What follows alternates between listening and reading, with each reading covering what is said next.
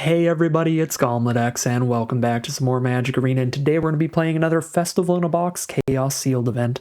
This is a special event they have brought back for the holiday weekends, so this weekend and next weekend. It's a 9-pack Chaos Sealed event, so 1 pack of 9 different sets. You're going to be building a deck out of those cards and competing, trying to get to 6 wins before 2 losses, so really hard competition here. On average, at a 50-50 win rate, you're going to win 1 out of every 15 tries, and it costs 5,000 gems to enter, and you don't get anything back, basically, unless you get 6 wins. Then you get the value of the Festival in a Box. So super rough prize out for this thing, incredibly top heavy. The 1 in 15 shot is a huge bummer when you consider that the only thing on the prize tracker is maybe breaking even below the 6 wins. So very fierce competition for a super wild, super chaotic kind of event, like a chaos sealed event. It's crazy. It's nonsense.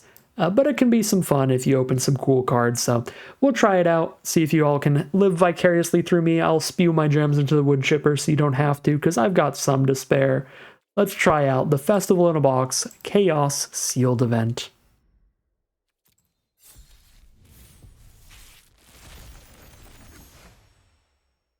Alright, here's a quick look at our rares. They look pretty good this time around. Thalia being pretty sweet for aggressive decks that don't have a lot of non-creatures. Inventive Iteration's a great value. Saga. We've got Omnath if we can go super multicolored. And then a couple pretty good black rares. Shakedown Heavy could draw us a lot of cards, but Gumdrop Poisoner is the really cool one, being a removal spell and a creature all in one. Pretty decent looking rares, but it does really depend on where the strongest cards in the sealed pool are in general, and that can absolutely include our commons and uncommons. So let's check out our multicolored and colorless. A little bit of blue-white fixing and a little bit of red-black fixing mostly. Some other duels scattered around. As for multicolored spells, Voidwing Hybrid is useless. It's still a 2-mana 2/1 flyer, but you're not going to be proliferating or getting poison counters. Vohar's a very fun looter, though. You get to keep drawing and discarding cards throughout the game, and then you can flash back one of your instants or sorceries later by sacking Vohar. So that's pretty cool. Quasar works really well with looter effects like Vohar, so that could be cool.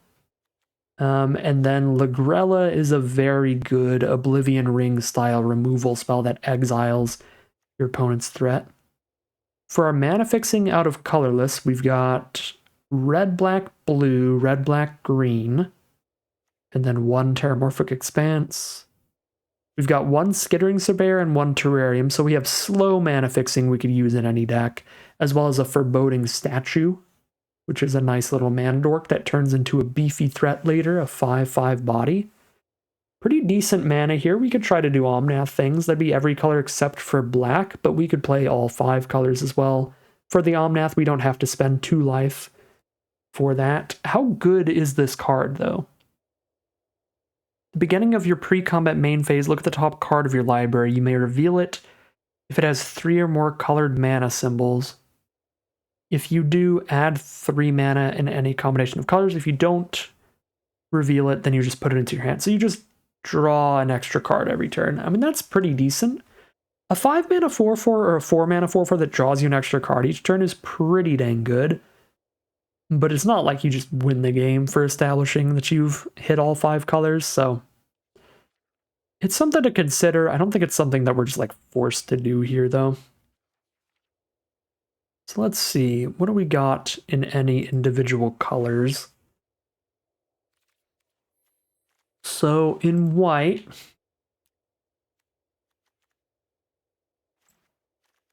we've got some filler stuff I'd rather not play. And that's what we're going to cut first every time we look at a color for the most part. Probably don't want to dork around with Moth Rider Patrol or Faith Bonder. Sizer Glider might still be fine. Definitely not Unruly Mob or Befriending the Moths. Is there a huge reason to be in white here? We've got decent removal, Intercessor's Rest, Banishing Slash, and Fierce Retribution. We've got a Thalia and Skrelv for some decent aggressive rares. And this color looks okay. 1, 2, 3, 4, 5, 6, 7, 8, 9, 10, 11, 12, 13, 14. Yeah, and it's got enough playables at 14. Perfectly solid, perfectly reasonable color. It's spread amongst the mana curve. It's a collection of creatures and spells. I think white looks fine. What do we got out of blue? We've got that inventive iteration, which is pretty big. Like Nebelgast Intruder a good amount. Prowler's probably fine. The creatures are not great here. Ominous Roost doesn't work. Geistlight Snare doesn't do a ton. Or does Scatter Ray. Yeah, blue looks pretty mediocre overall, but we might just like splash in an inventive iteration. Just because it's a really, really great rare. For the most part, that's the only thing I think we're really gaining from blue is that great rare. But I think we have good fixing to randomly splash blue in. Yeah, if we're playing white, we can splash in blue off of Beachhead, Skybridge Towers, and like Terramorphic Expanse as well. Like Ape and Island. Maestro's Theater can splash it in a blue-red-black deck too. Alright. Blue, definitely something we'd rather splash than really play as a core color, but it's got good cards to splash in. Checking out our black, we got that Diregraph Ward for big stuff at the top of the curve. Invasion of Eldraine's fine. The Gumdrop Poisoner's a fantastic play. For turn 5, you eat the food, cast the Gumdrop Poisoner, give something -3/-3 when you play it.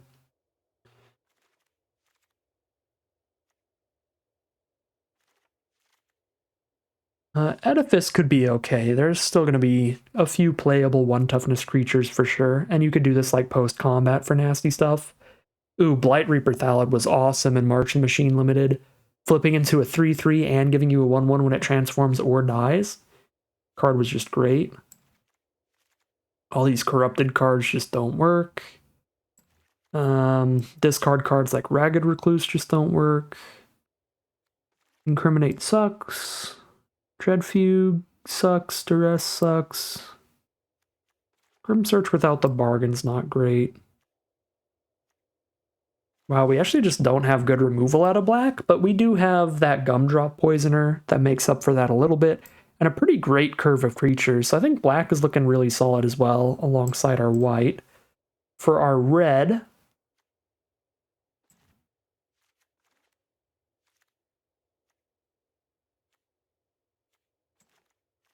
and kind of everybody here looks on the decent end of filler, but filler nonetheless.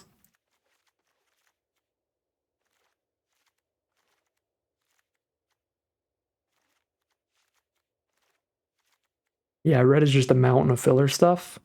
Belligerent was pretty good. Spite is pretty great removal. I like Belligerent and Spite a lot.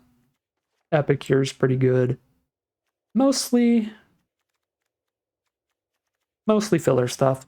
I think white, black, a bit above the red, but red's still better than our blue. And for green, last but not least, hopefully,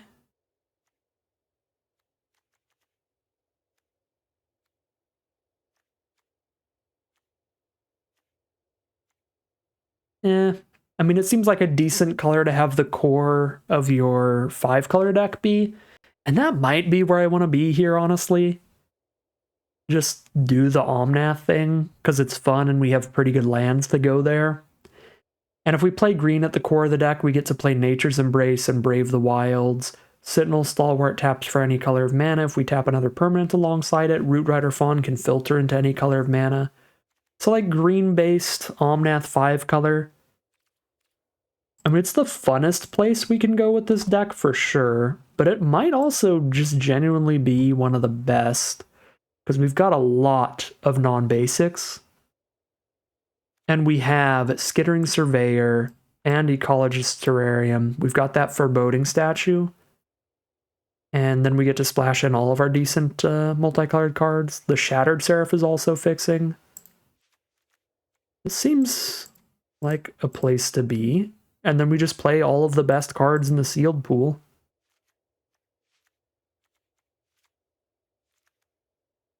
So we play the Omnath, we play the Lagrella, we play the Shattered Seraph for fixing. Quaze is kind of just okay. And Ludovic needs double blue, double black. Probably don't get there. I don't know if we splash those in.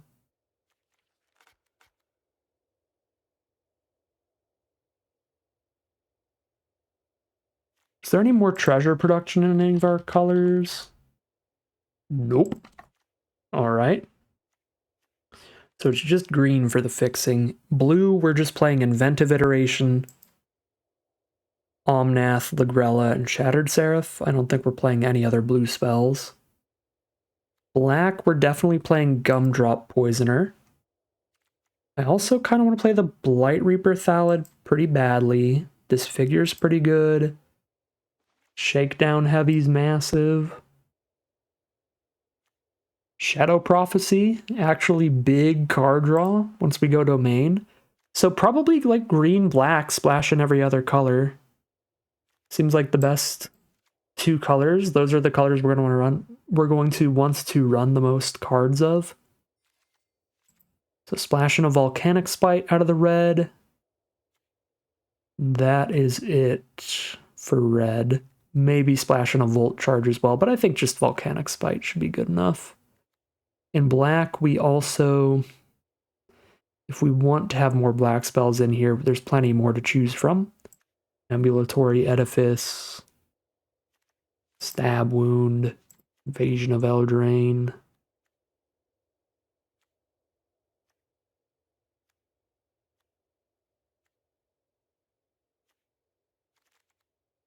Maybe a Dreg Recycler or something. Anything worth splashing in white. Cards that just require a single white mana that are pretty good. Not really, just removal here. Fierce Retribution. And Intercessor's Arrest. Outside of those, the best white spells are early game aggro dorks like Thalia that we don't really want to hit the mana for on like turn 7 or turn 8 off a splash. We want to cast them like turn 2.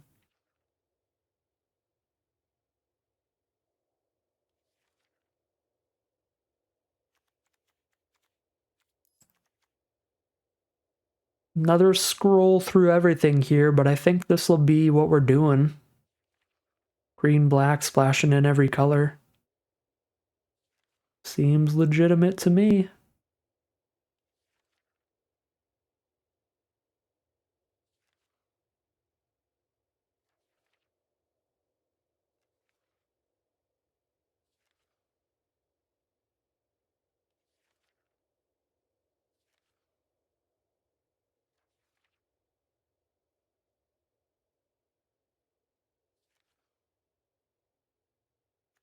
Oh yeah, there's a Chromatic Star as well. That could be helpful. Throw that in here. I think that's the only thing we really missed.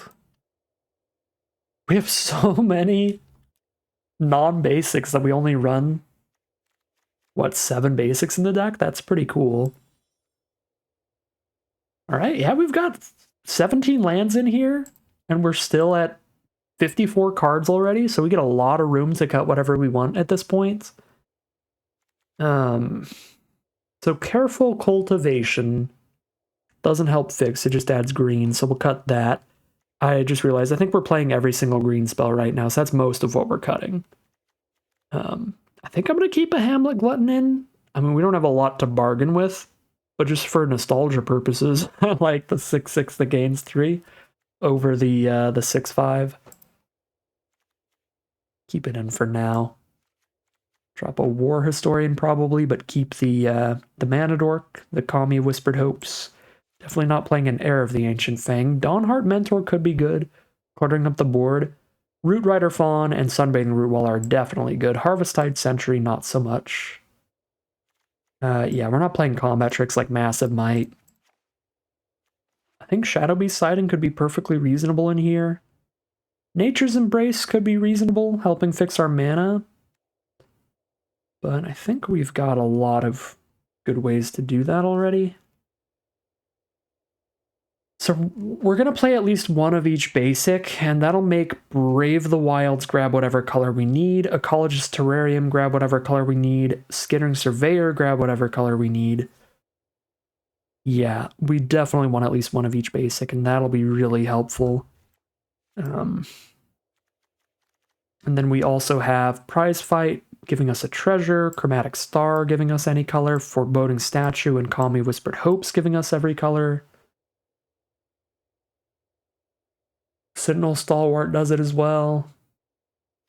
I guess I could still see cutting Prize Fight because we're not likely to have a lot of creatures out early, and I think it's the most important to have our removal up as early as possible in the game. Maybe Stab Wound gets cut for the same reason. 3 mana, -2/-2. We're not really getting much value for making them lose life over the course of the game, so it's just 3 mana, -2/-2 basically. We're just trying to survive until we hit all colors of mana, and then we're just like, okay, well now we can cast everything. All the good spells in the sealed pool, and we just try to outpower them rather than outspeed them for sure. And Stab Wound is a card that's kind of about outspeeding your opponent.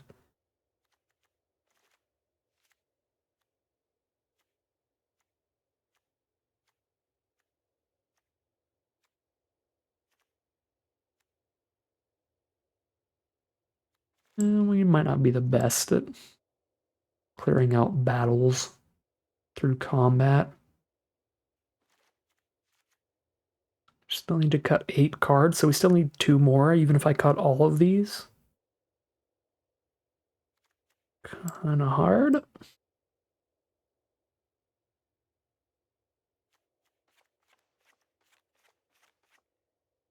One more cut to go.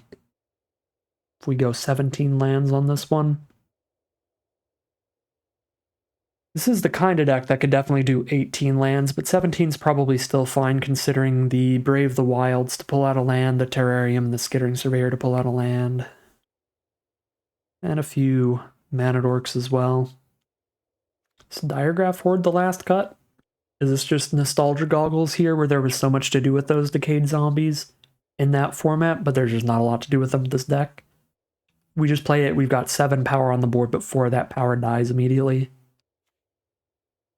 Still Graveyard Hate, which is kind of cute, but yeah, Diregraph Horde might just not actually do a ton in Chaos Sealed. I think that's a reasonable final cut. Then we work on the mana. So this is any color, any color, any color. A lot of any color.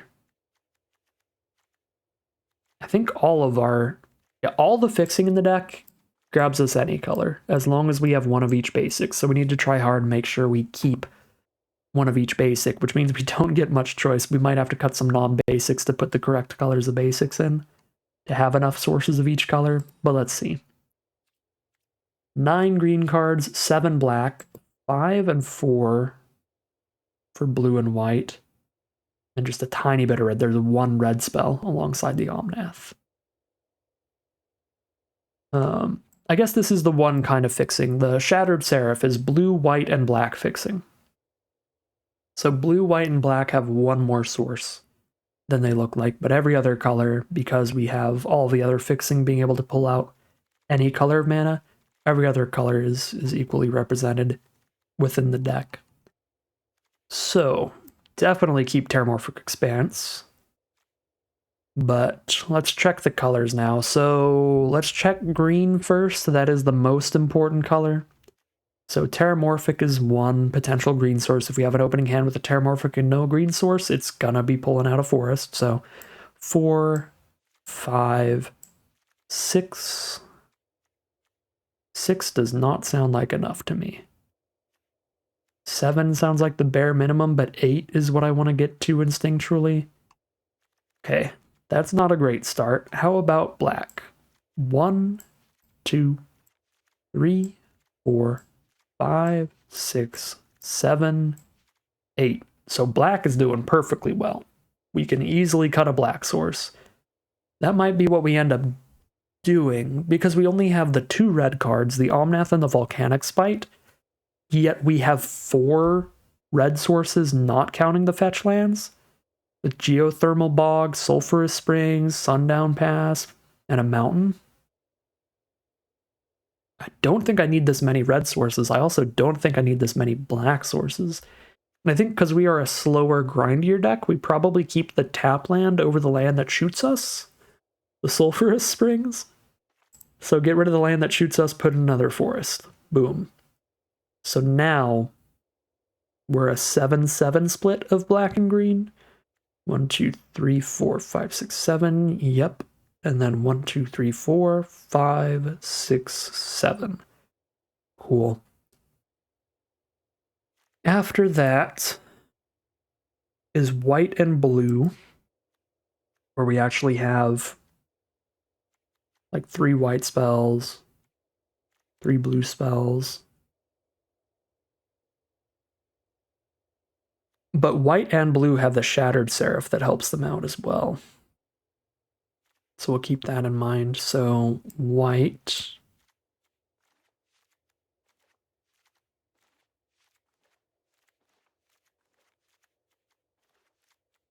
One, two, three, four, five, 6 feels pretty good to me. Maybe even a little overkill. Blue, 1, 2, 3. Oops. 1, 2, 3, 4, 5.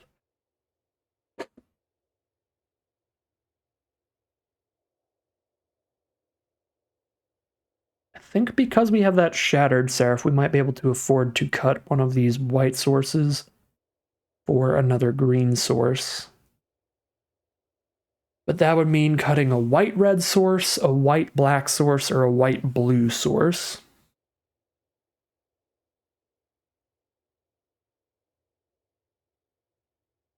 I think I cut a white-red source, so the Sundown Pass here for another forest.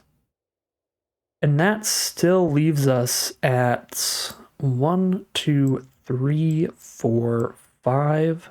5 ways to get white, 5 ways to get blue, plus a Shattered Seraph for both colors. And for red sources, that still leaves us as well overkill as well, right? 1, 2, 3, 4, 5. Yeah, 5 feels like overkill with Surveyor and Terrarium and Statue and Brave of the Wilds all counting as well. I think this is probably about it for the mana. There's 6, 7, 8 green sources now. 1, 2, 3, 4, 5, 6, 7 black sources. So 8, 7, 5, 5, 3, something like that. 8, 7, 5, 5, 4, or 5, 5, 3 or something. Kind of want a 9th green source still.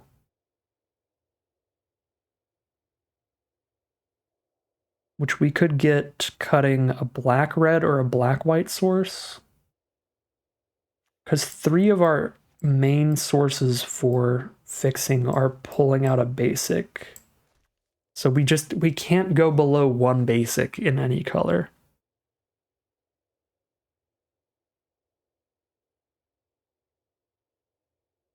But green does feel tremendously important.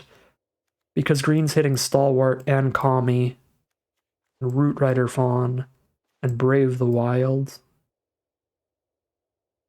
The rest of our fixing is colorless with all these artifacts, but those are all green.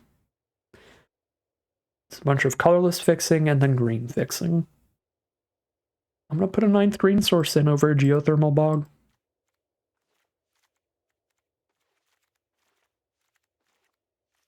That's still 4 ways to pull out the red source.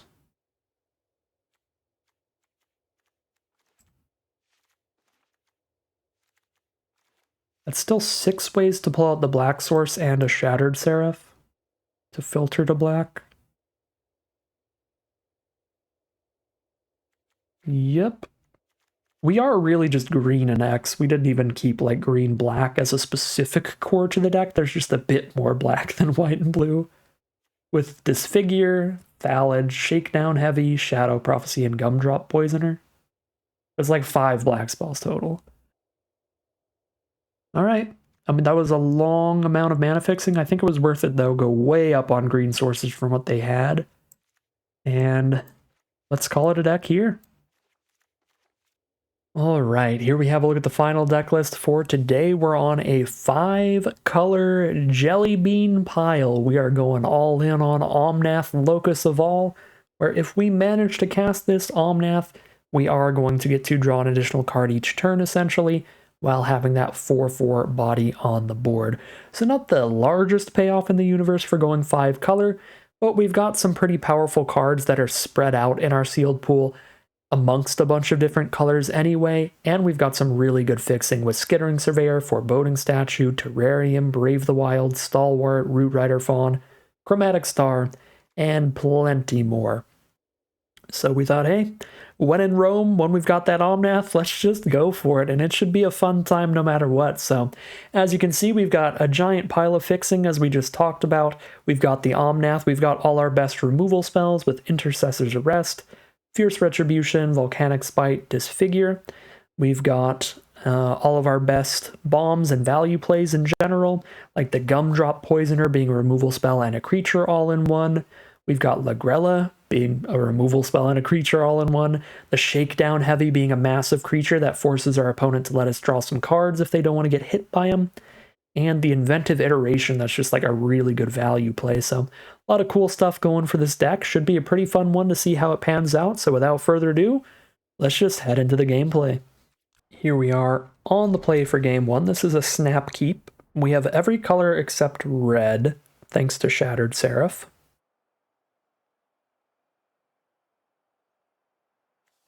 It's a slow start for sure, but Gumdrop Poisoner is really good at helping us recover by gaining us some life and ripping one of their creatures off the board. So pretty happy with the idea of that turn 5 Gumdrop Poisoner. Turn 4 we tempt with Treats at instant speed, and turn 5 we eat the food and cast the Poisoner. Draw into a Stalwart now, so we'll drop that. We get another permanence onto the board, including a food token. Then the Stalwart will be tapping for mana. Alright, so there's an Elvish Vatkeeper, which is a very good value play, because that means that even if I kill the Vatkeeper, they still have the Incubator for a 2/2. Alright, let's do our combo because it's really cute. So let's make the food token and then use that food token to cast the Gumdrop Poisoner this turn. Oh wait, no. I have to tap it. Shoot. Never mind, my combo doesn't work how I want. I could play a Hamlet Glutton though, using that combo. Is that worth it? Then my life gain is gone to work with the Gumdrop Poisoner. Yeah, I have to be able to sack the food and gain the 3 life and play the Poisoner in the same turn. And I can't sack the food and tap the food for mana. I got ahead of myself. That would have been so cool. I guess if I end up with infinite mana later, I could cast a Shattered Seraph and a Gumdrop Poisoner in the same turn. Got a lot of good stuff I can do just by leaving this food out for ramp. Like, either I slam a Glutton down right now, or I get closer to casting a Seraph, just drop a 4/4 for the turn, and just beat down. Sure. Let's cast the 4/4. Should start beating down. Little awkward to have revealed the Poisoner, but I think it should pan out fine. It's not like they can take the Vatkeeper off the board. I was going to say they could buff it to get it out of range, but they didn't. 6 out of 7 mana for the Shattered Seraph, even if I eat the food now because I can tap something else to the Stalwart. So let's kill the Vatkeeper and attack with the 4/4. That sounds pretty reasonable to me.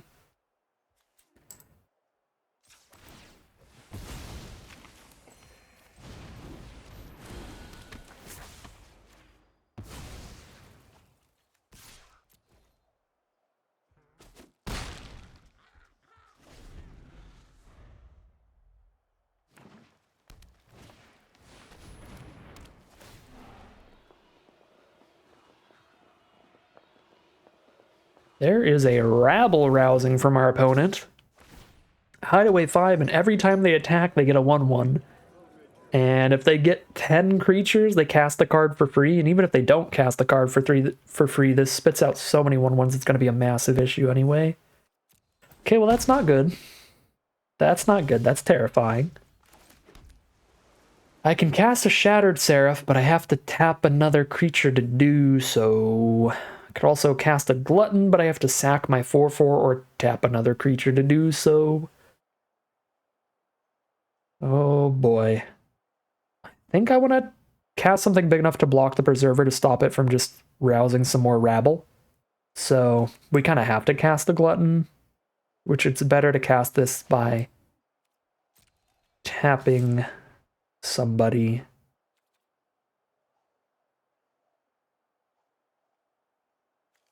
Guess this is a bigger life point swing. I think yeah, the life gain might be relevant. We're going to be facing a ton of 1/1s. Okay, now let's full mana cast this. And now I have a creature big enough to block the Preserver without dying if they don't have removal. If they do have removal, then they cast it to kill the Glutton, attack with both creatures, and they have 4 out total. There's a Diregraph Scavenger. Exiles my flashback card, which is sad. But no attacks? Alright. Take that, rabble rousing. Shadow Prophecy for 4. Feels pretty worth it. But Seraph is also pretty worth it. Hit them for 4 every turn. Starting now. Yeah, let's get the Seraph down.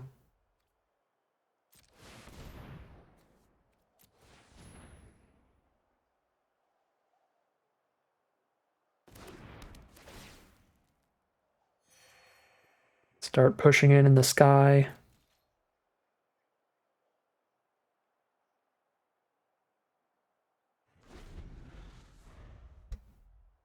I like how the deck's playing so far. This has been a fun game. I mean, we might just get rabble roused anyway, but the deck's been cool. Blighted Burgeoning, another incubator, and some fixing for them. No attacks, let's go, that's what I'm talking about. Okay, Shadow Prophecy. See what we find. Nothing. Not nothing. Shakedown Heavy is card draw or a massive threat.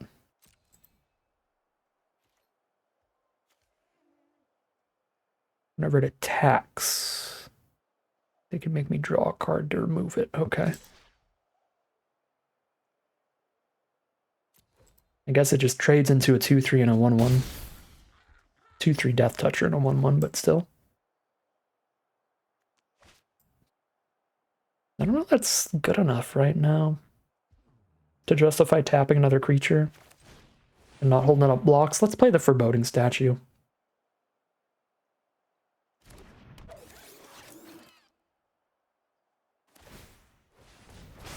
Does this just buff soldiers? Yeah. There's just a blue-white duel. Okay.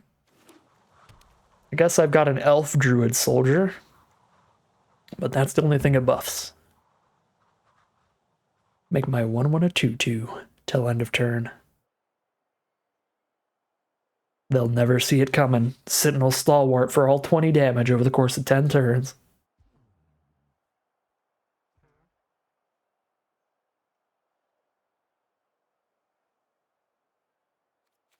Well, they got their own Terramorphic down, so if they have more than 3 colors, they can grab another one.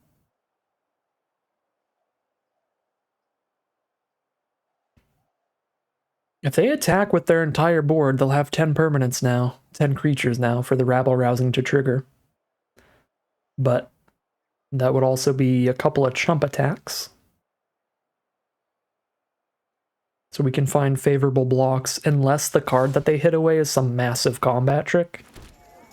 I imagine whatever it is something big. Oh. Oh, the Prayer of Binding. Don't kill the Seraph, so they probably have more removal for the flyer as well. That's super gross. Okay, I've got plenty of life to just do the good blocks here, like this. They've got 2 cards left in their hand. One of them had better be a way to kill our flyer. It is maybe not a way to kill our flyer.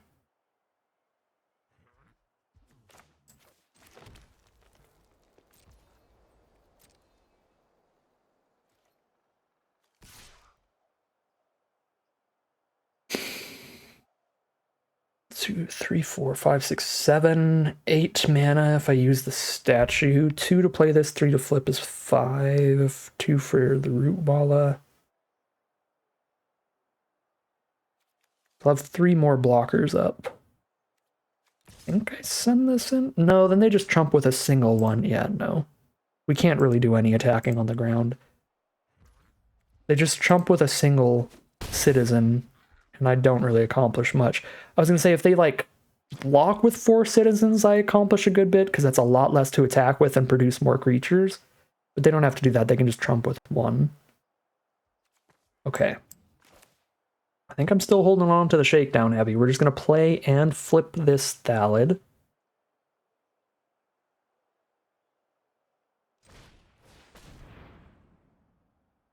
And cast a Root Walla as well. Need 3 counters on it to untap. I almost would rather just keep it untapped than...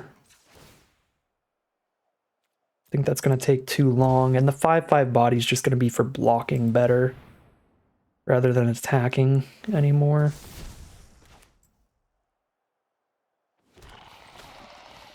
We are just praying they don't kill this Shattered Seraph.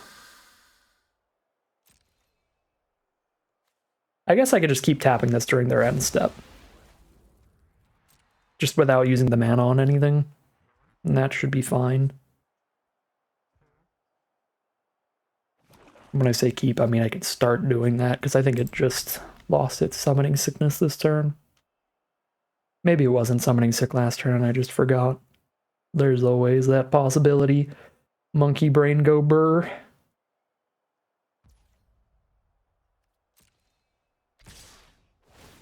Yep.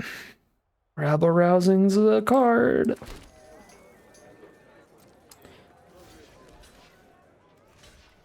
Oh.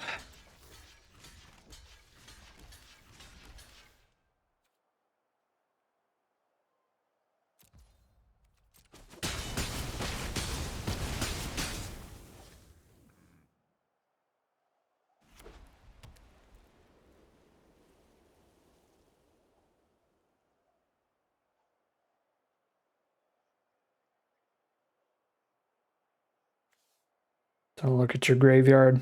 No graveyard recursion. Don't do it to me.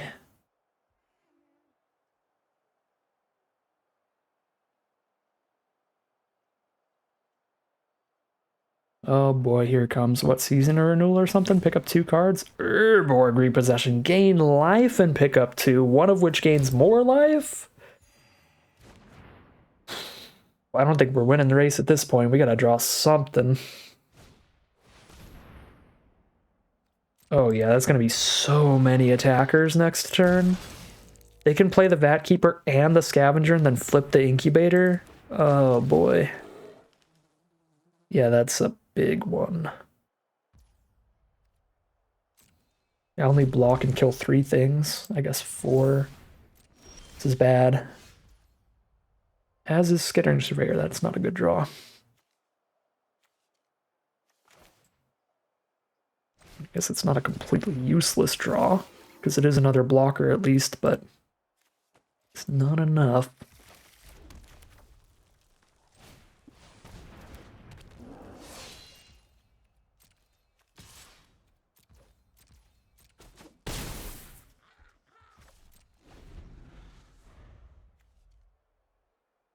God, what a card. Oh my god, they got Celebrity Fencer rabble rousing combo going? Yeah, alright. Go for it, go ham. Oh boy. This is about to be the biggest Celebrity Fencer. Not that it really matters, I'm already just dying to rabble rousing being stupid. Okay. I only have 3 mana up, so I can't buff the Root Walla. So take this trade, take this free kill.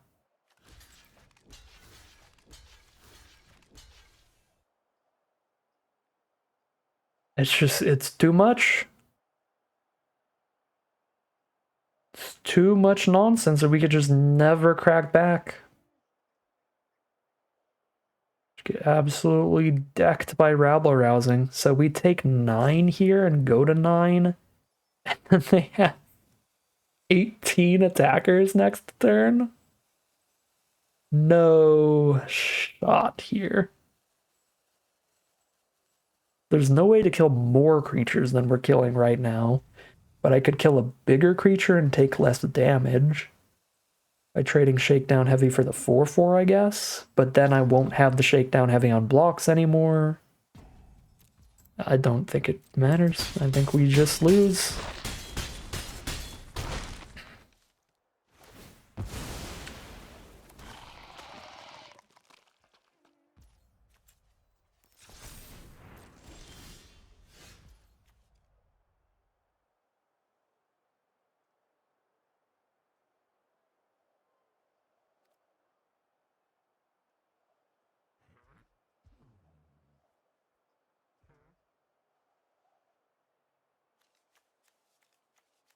I can have 6 blockers. I can bounce one of their creatures. Block 1 plus these 5.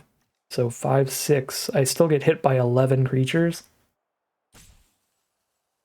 And I can't trample over or get anything done on the ground. I could bounce my own creature, my Shattered Seraph, to like try to recast it and gain some life, but I don't have the mana to do that. Even if that amount of life would matter, which it doesn't. No, just get completely destroyed by rabble rousing. Who would win, my whole deck or one rabble rousing? Rabble rousing would win. R.I.P.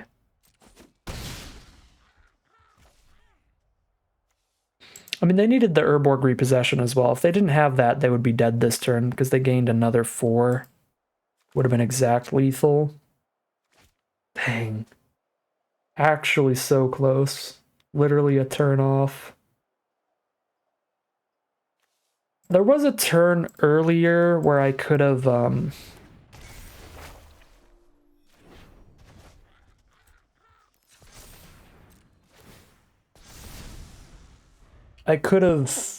traded my 4/4 for their 4/4 earlier. Instead, I just went for killing creatures and leaving my 4/4 on board. Maybe if we had gone for the trade against their 4/4 earlier, it would have been enough less 1/1s over time because it's like exponential, right? Or 1 turns into 2, which turns into 4. So just another turn of attacking with that 4/4 did potentially matter. Although then I would have had 1 less blocker the turn after, which functionally feels like it's about the same. I need to click Resolve All. Oh my god, I need to click Resolve All. Alright. Well, that was sad. Yeah, all I can really think of there is maybe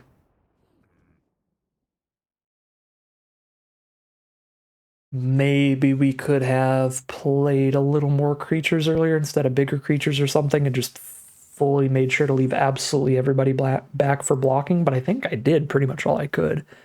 All I can think of that I know for sure I didn't hold up on blocks was the flyer. I think that's the only creature I wasn't like actively Holding to stop rabble rousings. Maybe I tapped a little too aggressively for mana with a mana dork earlier.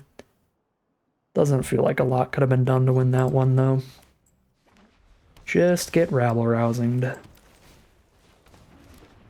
This is a beautiful start. Sentinel Stalwart with the Chromatic Star means that this is going to be ramping up by tapping the star. And we'll have whatever colors we need. So I've got Volcanic Spite at the ready, turn 2.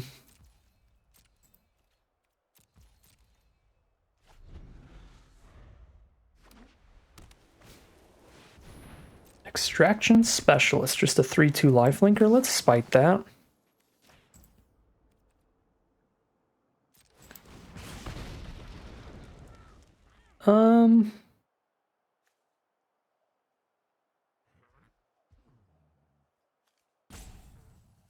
Bold to get rid of it is bold to get rid of Intercessor's Rest, but I'm going to do it anyway. Look, we just drew a different removal spell, so it's fine.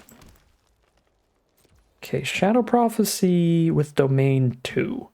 So just 2 mana, draw 2. Is that worth doing in the end step here, or am I just playing a Root Walla? I think I'm just going to play a Root Walla. Get a little greedy on the Shadow Prophecy. Although I guess if I went for Shadow Prophecy right now, that would make it more likely I can Hamlet Glutton next turn, because I'd be kind of likely to hit a land in the top 2. Definitely more likely than just trying to draw one blind. Our opponent's on mono white, which is possible. You open up enough cards that you can do a monocolored deck.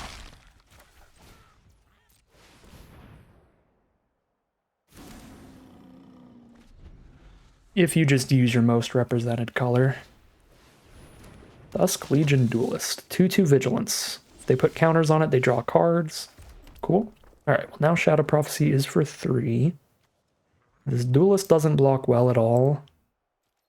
So we can send in. They might block the Root Walla just to soak up my mana, but they choose not to. So they're down to 11. Think we stay aggressive here. Bargain the Glutton out with the star.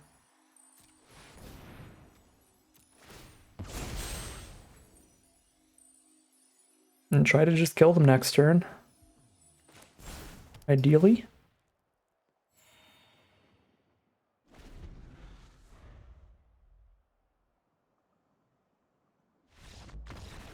Alright. They were probably not a monocolored deck at that rate, but I will take it. We got a really nice curve ramped up with the Stalwart. The 5-color deck just popping off with perfect mana. Both games, really. I mean, the first game we lost, we got destroyed by a rabble rousing, but our mana still worked out really well throughout that game, so I think I'm pretty happy with the mana of the deck build so far. And hopefully we can keep it up, heading into game number 3 now. Here we are for game 3. Once again, the mana is looking excellent.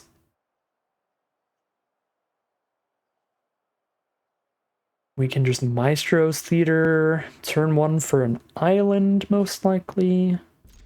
Yeah, we've got more blue cards than red cards. There's a Scoured Barrens. There's a white source. We have every color but red if I pop this for an island. I'm going to do that.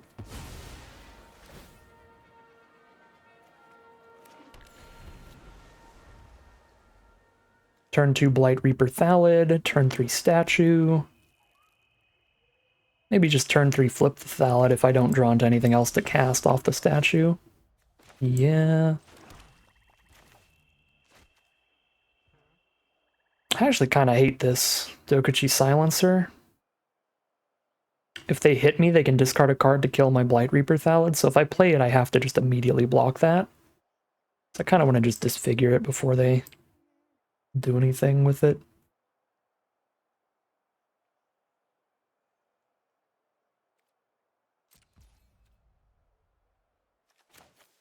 Yeah, let's just disfigure it. Guess I could have waited to see if they were going to try to put an aura or equipment on it, but that's not that likely. I think I just instinctually see this kind of card and I want to kill it Not during their turn, because if I try to kill it during combat, they can ninjutsu something else out, but this is not Kamigawa Neon Dynasty. They're not going to have other ninjutsu cards to pick it up during combat with. If I play a mana dork now, I have 4 mana next turn if I play a tap land, 5 mana if I play an untapped. So if I play a mana dork now, like Foreboding Statue, and they don't kill it, I can play and flip the Thallid in the same turn next turn. So I think that's the line. Scrap Work Cohort. That is a phenomenal Magic card. One of the best cards from that format. Inventive Iterations, another phenomenal Magic card. This would be kill a token, draw a card, make a 3/3 flyer. Honestly, not a bad deal, but Thallid blocks that cohort really well, so I like getting this thing out.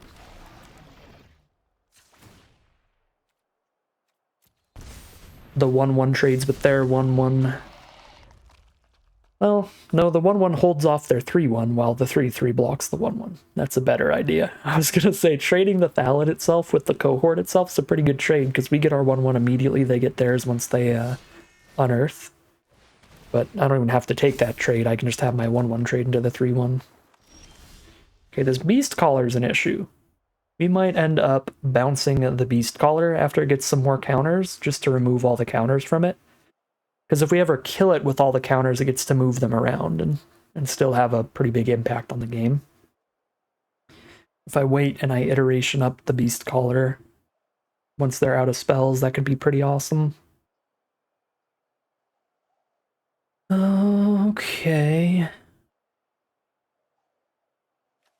Let's Glutton, sack a Saproling, hold up Foreboding Statue, but tap it during their end step.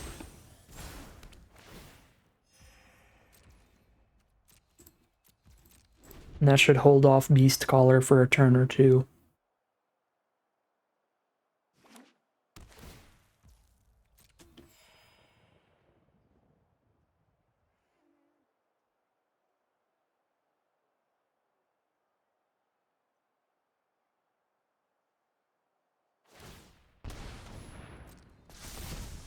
Flip their Death Toucher. I was going to say, that still trades really well with our Blightsower Thallid. Like, I'd still be very happy to just Thallid block that.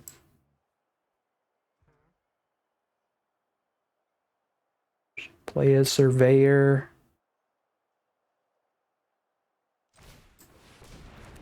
Now we have all colors off of our lands alone. I can cast Kami of Whispered Hopes as well. See a reason to do that?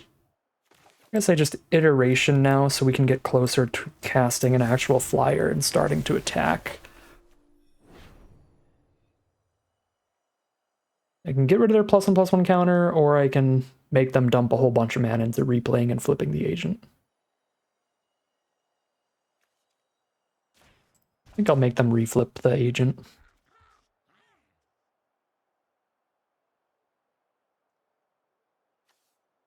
This is not a bad attack for Glutton. Once we get the agent off the board.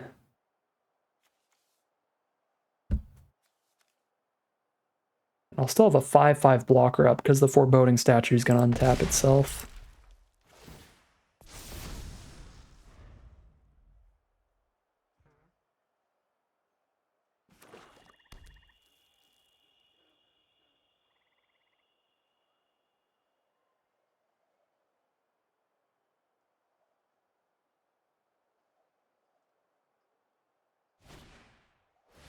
Alright, Aetherblade Agent is back, which I guess means Beastcar gets another counter.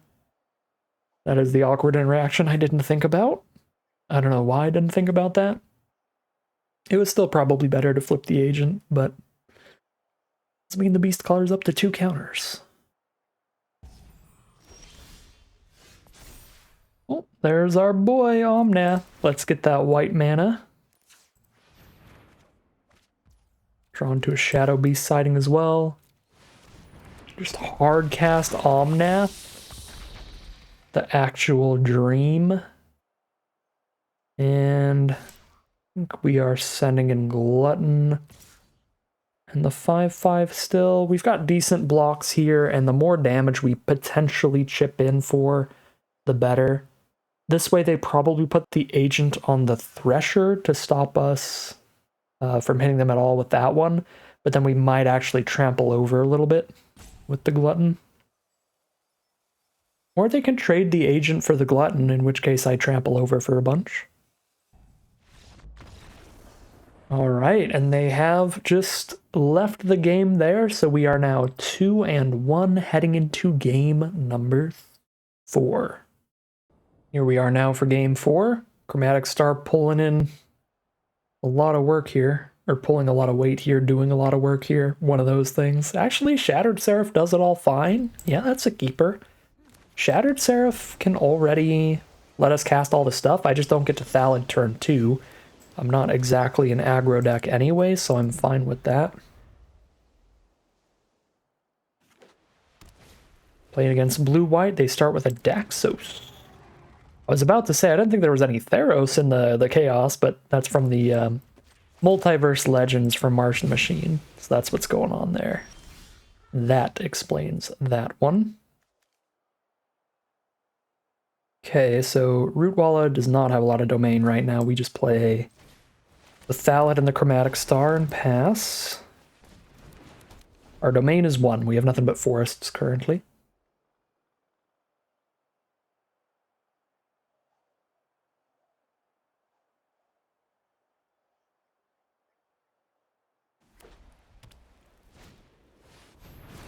Dragonfly Suit. They can start crewing up some 3/2 flyers if they want.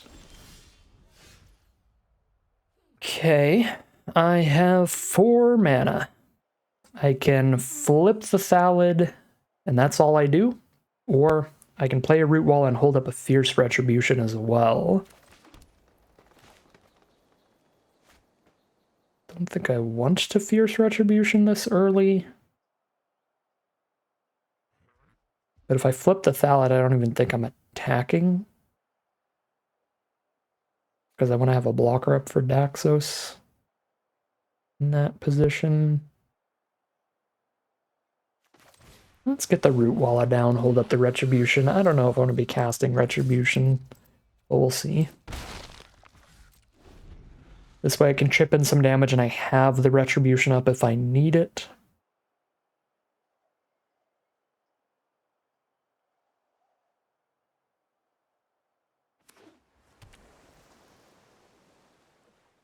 I have every color except for red without the Chromatic Star, so it might be worth sacrificing the star to draw. See what we can find.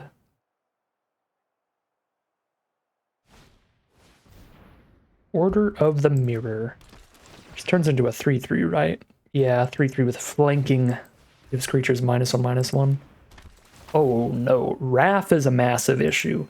Being able to just tap a couple creatures whenever you cast a spell to draw a card is massive.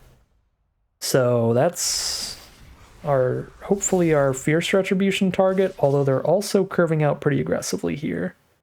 We're taking 5 going to 13 is big hit. So we may have to like kill the Dragonfly Suit. Stops a lot of damage, otherwise that's going to hit us for 3 a turn from now on. They can just keep crewing it with Wrath, even if they don't play more creatures. Yeah, I'm under enough pressure. I think I actually have to cash that in.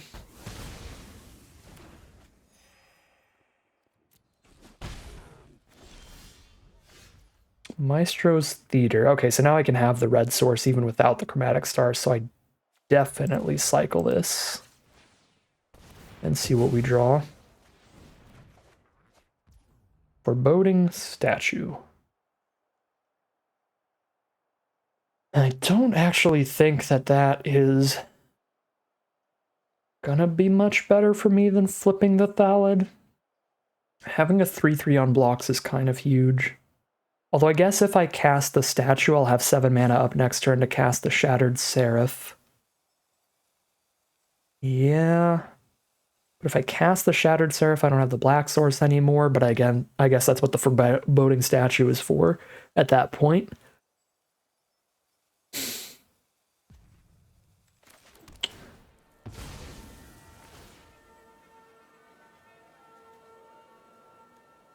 I guess I could just get the black source here, actually.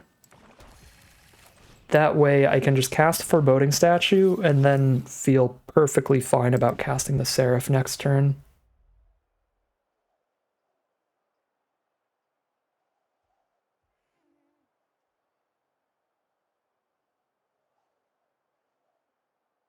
So I still have that very important color. And then for any red cards we draw, we just use the statue on the red card. Unless they kill the statue. And then I become very sad. I'm very concerned Raph is just going to take this game away. But I don't think I could afford to sit there and wait till I had 6 mana for Fierce Retribution to kill the Raph. Because if I did, I would have taken like 2 more swings from Dragonfly Suit by then. Plus the additional 3 that we didn't end up taking here, so it'd be 9 more damage than we've taken right now.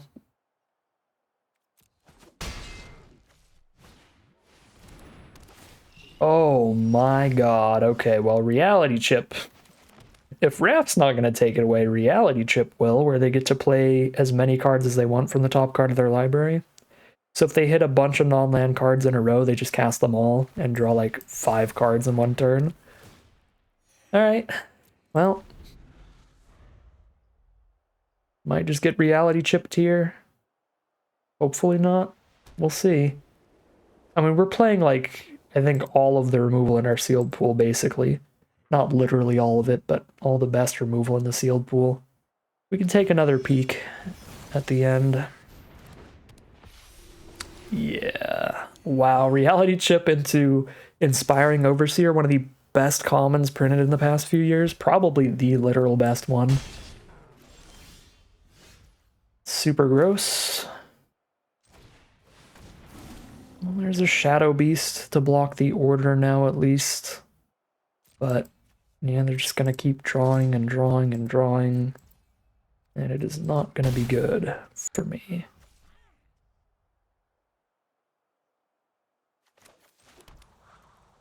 Don't think I pay 2 life to flip this salad.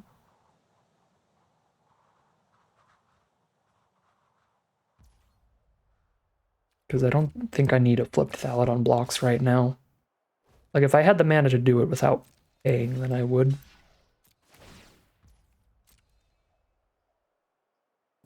Could dump all their mana into Raph, I think. Or they could have a quick draw dagger.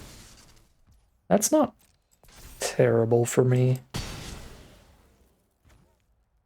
Soaks up most of their mana. Is this permanently first strike, though? No, just till end of turn. Yeah, that's not that bad of a trick. They have so much life gain, though. We're just never out racing. Probably have to start holding Seraph back.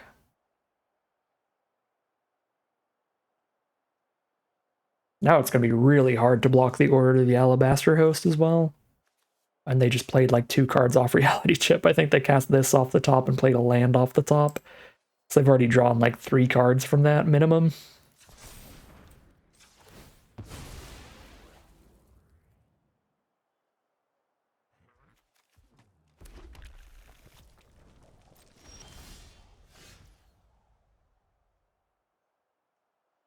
I can flip a Thallid, or I can play 4/4. I guess my Sunbathing Rootwalla, not my Basking Rootwalla. My Sunbathing Rootwalla is basically a 5/5 now, so that's how I trade with the Order of the Alabaster Host. I can only use the ability once per turn, yeah.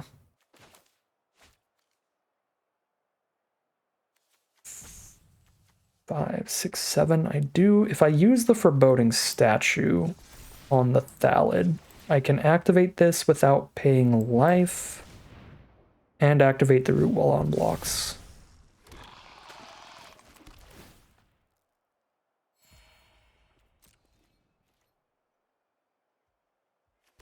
I think I don't know. I mean, they have so much life gain, but it's like, if I just sit here never damaging them, I'm just falling behind as they draw 2 to 4 cards a turn. The longer this game goes on, the more they're favored. So it feels like trading 4 damage into them for 2 to me should be the line, but they've got too much life gain for it to even matter. Guess I have to start holding off the Inspiring Overseer. I guess the Thresher is also a 5/5 on blocks. So we've got multiple different 5/5s to trade into the order.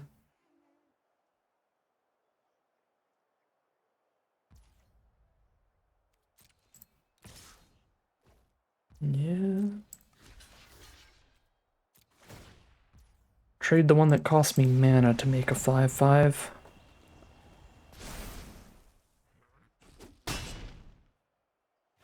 Alright, well that is finally gone. But the reality chip certainly is not. Whoa! Enduring Angel as well?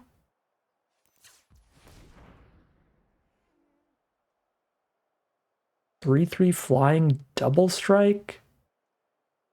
If we ever try to kill them, it flips into a hexproofer that doubles their life total over and over.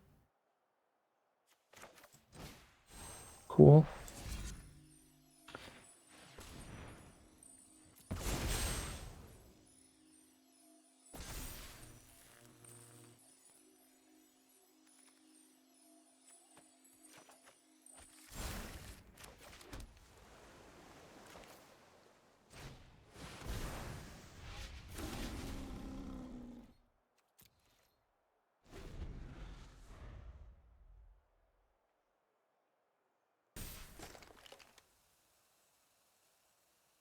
Oh yeah, they have the dagger to put on their flying double striker too. Super nasty. Well, I mean, the one removal spell we drew all game went as well as it possibly could have. This Wrath hasn't actually done anything. And I don't think we could have just waited until... Uh-oh. I don't think we could have, like, waited until the Enduring Angel to have cast that removal spell. So I think popping it on the 3/2 flyer worked fine. Yeah, I think all in all, we played this about as well as we could have. We just didn't... We don't have the gas to get through all this stuff. They've just got some stronger stuff. So 2-2 it is likely to be whenever Arena figures out how to proceed with this game. It'll take a couple turns to die maybe, but I don't think we have anything in our deck that's going to get us out of this one. Oh, I just realized their hourglasses aren't going down anymore, which means my arena bugged out and we probably just lost to an arena bug.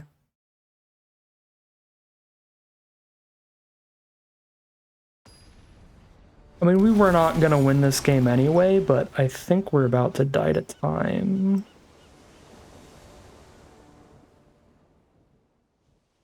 Okay. So we drew a Stalwart. Okay, we drew a Stalwart and then it used all our hourglasses, so now it auto-passed into combat. Okay, so I don't think anything else happened. I think if it... Oh, it's their turn. Oh, so it skipped our turn. Okay. It didn't impact the game at all. We top-decked a Stalwart and they top-decked removal for Seraph, so we're dead.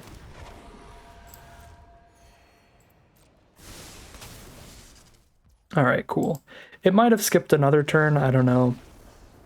Actually, no, we only have one card in hand, which means it skipped one turn. It skipped a turn where we top-decked the 1/1 against the big flyer. Okay. Alright. Arena errors aside, that game was definitely a losing game regardless of player choices throughout that one. Game 1 against the rabble-rousing, still only place things might have went a little differently, gameplay-wise. I mean, take another peek through the sealed pool. We had a double white removal spell. It's kind of hard to do in a 5-color deck. We had a 3 damage removal spell. That's not worth it. Just trying to see if we really missed out on anything Like, we could have played like a counter unless they pay 4 or something off the splash. But splashing and counter spells can also be pretty rough, because if you don't have the correct color at the right time, then you hit that counter unless they pay 4 late in the game when they already have like 10 mana at that point. That's really just hard removal for resolved threats that we want. And we have all of it in the deck, basically. There's a Volt Charge that we're not playing for 3 damage. Deal 3 to a tapped creature, and there's a green fight spell. I guess maybe that would be the one removal spell that could have helped us quite a bit, because we did end up with some beef out late game, but not often. I mean, just some 4/4s and a 6/4. I don't know. I don't think we really could have had much more removal. We had all the best removal, which is just Arrest, Retribution, Spite, Disfigure. Yeah, that's probably the biggest weakness of the sealed pool. I guess the Gumdrop Poisoner added to the removal stack, and it did help for sure. But against a big, spooky resolved stuff late game, we've got some issues like that giant double striker. And Rabble Rousing, it's just a little hard to have main deck enchantment removal in the first place. I guess we could have put Son of the Gateway. That would have made our deck better in that exact game, but worse in every other game. Yeah. I don't know. I'm pretty happy with the deck build. I think the mana worked super well. We drew and were able to cast all of our stuff quite a lot of the time. I think this is probably one of the strongest decks we could have built with this sealed pool. I had a lot of fun with it. It was cool stuff we were doing. We just got outclassed a little bit. Got rabble rousinged, and then just got our opponent way ahead in card advantage with that jellyfish thing that lets them play cards from the top of their deck. Yeah. Think we built this fine. Think we played fine. Maybe if I had held a little more blockers up against the rabble rousing, it could have bought the time we needed to maybe grind things out with the flyer. That's the one game we might have been able to win. But I do not think the second loss was really something we could have changed at all. So, is what it is. Cool deck, fun time all around, but a 50-50, just average, mediocre win rate run means you're down infinite gems in this event. There goes the 5,000 gems. And that'll do it for this Festival in a Box Chaos Sealed event today. That is gonna end today's video. As always, I'd like to thank my patrons and members for their support, as well as you for watching this video. If you enjoyed this video and are interested in seeing more, you can always like, comment, and subscribe to tell the YouTube algorithm to send you some more in your recommended feed. If you'd like to catch me live, you can check out the Twitch link in the description below. And if you'd like to support the channel directly, you can check out the Patreon link in the description below. But other than that, as always, thank you very much for watching, and I'll see you again soon for some more Magic Arena.